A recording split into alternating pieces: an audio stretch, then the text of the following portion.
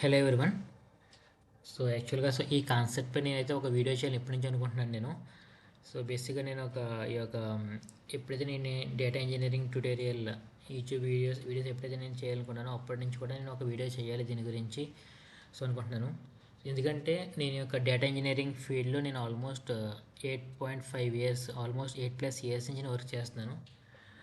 నేను స్టార్టింగ్‌లో నేను పిఎల్ఎస్క్యూఎల్‌పై వర్క్ చేశాను. తర్వాత బిగ్ డేటా హడూప్పై వర్క్ చేశాను.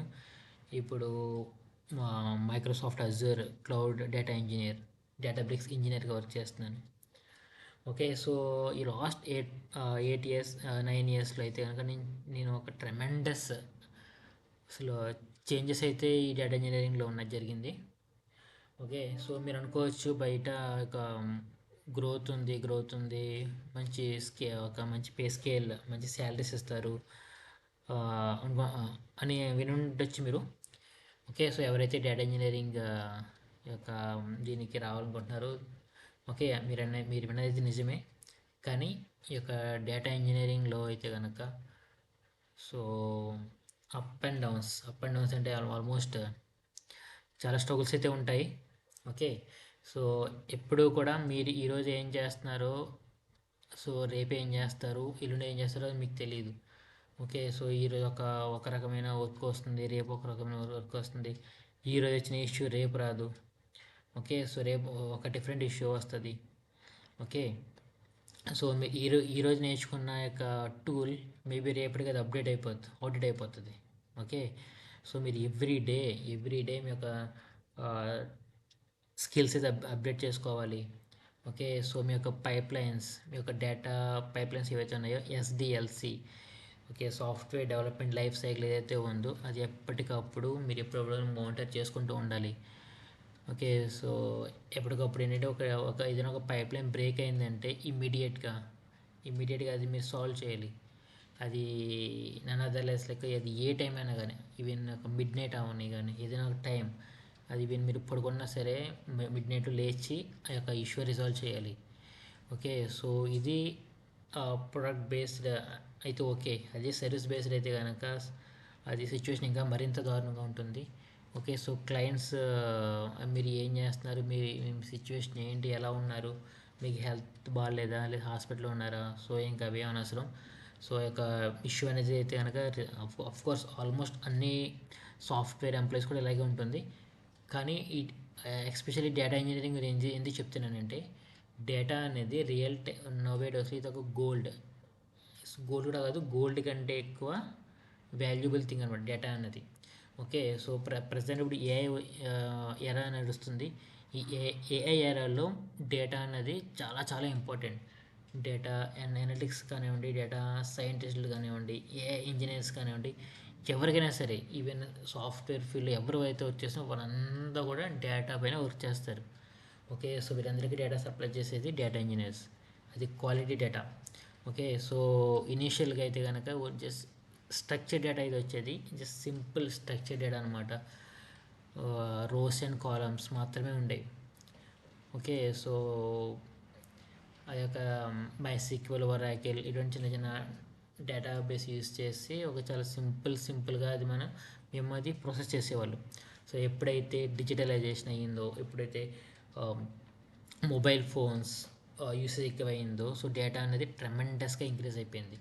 అది కూడా మొత్తం ఒకప్పుడు స్ట్రక్చర్డ్ డేటా ఉండేది, ఇప్పుడు అంతా కూడా నాట్ ఈవెన్ సెమీ స్ట్రక్చర్, కంప్లీట్గా అన్స్ట్రక్చర్డ్ డేటా అయితే వస్తుంది. అన్స్ట్రక్చర్డ్ డేటాని ప్రాసెస్ చేయడం అంత ఈజీ కాదు. దాన్ని ప్రాసెస్ చేయాలి, ఎక్స్ట్రాక్ట్ చేయాలి, లోడ్ చేయాలి. అది ఆ యొక్క పైప్లైన్ ఏదైతే ఉందో అదంత ఈజీ కాదు. అదంతా కూడా బిల్డ్ చేయాలి, డెవలప్ చేయాలి, మనం ఓన్గా చేయాలి. ప్రజెంట్ మీరు అనుకోవచ్చు ఏఐ కోడ్ రాసేస్తుంది కాబట్టి కోడ్ కాపీ చేసి పేస్ట్ చేసేస్తే అయిపోద్ది అనుకోవచ్చు. మేబీ అది నాకు తెలిసేది ఒక 10% మాత్రమే అది కరెక్ట్. అది కానీ మిగిలిన 90% ఎఫర్ట్స్ అయితే కనుక మనమే ఉండాలి. ఆ కోడ్ అది మన యొక్క కరెక్ట్ ప్రాంప్ట్ ఇవ్వాలి. కరెక్ట్ ప్రాంప్ట్ ఇస్తేనే మనకు కావాల్సిన కరెక్ట్ కోడ్ అయితే జనరేట్ చేస్తుంది. దాన్ని మనం టెస్ట్ చేయాలి. ఇదంతా కూడా అంత సింపుల్ అయితే కాదు. మీరు డేటా ఇంజనీరింగ్ రావాలంటే first of all Python Python, SQL and data structures and spark. ఇవైతే కనుక మీరు కంపల్సరీగా నేర్చుకుని ఉండాలి. ఓకే, సో ఒకప్పుడు ఏంటంటే జస్ట్ సింపుల్ క్వరీస్ రాస్తే సరిపోయింది. ఇప్పుడు అలా కాదు, చాలా అడ్వాన్స్డ్ ఎస్క్యూఎల్ వచ్చేసింది, అడ్వాన్స్డ్ పైథాన్. ఓకే, అన్నీ కూడా అడ్వాన్స్డ్. ఇంకా స్పార్క్లో కూడా అడ్వాన్స్డ్ ఆప్టిమైజేషన్స్ వచ్చేసాయి. Okay, so day by day చాలా టూల్స్ వచ్చేసాయి.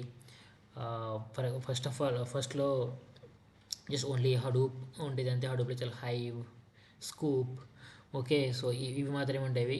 తర్వాత మీకు తెలిసిందే, చాలా వరకు అవన్నీ కూడా అవుట్డేట్ అయిపోయాయి. ఇప్పుడంతా కూడా AI and cloud based AI నడుస్తుంది.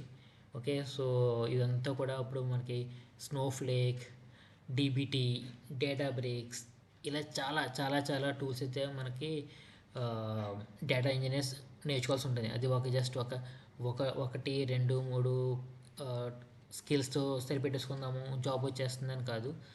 ఆల్మోస్ట్ మీకు ఫర్ ఎగ్జాంపుల్ మీరు ఇంటర్వ్యూకి వెళ్ళినా కూడా ఒక స్కిల్పై మీరు నేర్చుకుని ఇంటర్వ్యూకి వెళ్ళారంటే అది సరిపోదు. ఓకేనా, సో కంపల్సరీగా వాళ్ళు 4-5 రావాలి. అది డేటా ఫ్యాక్టరీ రావాలి, సినాప్స్ రావాలి, డేటా ఫ్యాబ్రిక్ రావాలి. ఓకే, సో ఇలా ఈవెన్ మైక్రోసాఫ్ట్ అజూర్లోనే చాలా ఉన్నాయి, నేర్చుకోవాల్సినవి చాలా ఉన్నాయి. అలాగే ఇన్ కేస్ మీరు ఏడబ్ల్యూఎస్కి వెళ్తే ఏడబ్ల్యూఎస్లో నేర్చుకోవాల్సిన టూల్స్ చాలా ఉంటాయి, జీసీపీ. ఓకే, సో ఇలా బిగ్ క్వరీ కానీ, సో ఇలా సో డేటా ఇంజనీరింగ్ అనేది జస్ట్ ఒక టూల్కి కానీ జస్ట్ ఒక 1 or 2కి పరిమితమైనది అయితే కాదు. ఆల్మోస్ట్ మీరు 10 నుంచి more than 10 skill like tools and services మీరు నేర్చుకోవాల్సి ఉంటుంది. ఓకే, సో ఆల్మోస్ట్ ఏదో ఒక Python and sequel, data structures, spark, ఇవైతే కంపల్సరీగా 100% కంపల్సరీగా మీరు నేర్చుకుని అయితే మీరు డేటా ఇంజనీరింగ్లోకి రండి. ఓకే, సో డేటా ఇంజనీరింగ్లో మంచి కెరీర్ గ్రోత్ అయితే ఉంటుంది. అలాగే సో దానికి తగినట్టుగా సో మనకి మెంటల్ టెన్షన్, టార్చర్ అయితే చాలా ఎక్కువే ఉంటుంది. ఓకే, సో నేను లాస్ట్ 8 years నుంచి వర్క్ చేస్తాను, ఓన్తో చెప్తున్నాను నేను. ఓకే, సో ఎవరైతే డేటా ఇంజనీర్ అవ్వాలనుకుంటున్నారో all the best. Thank you.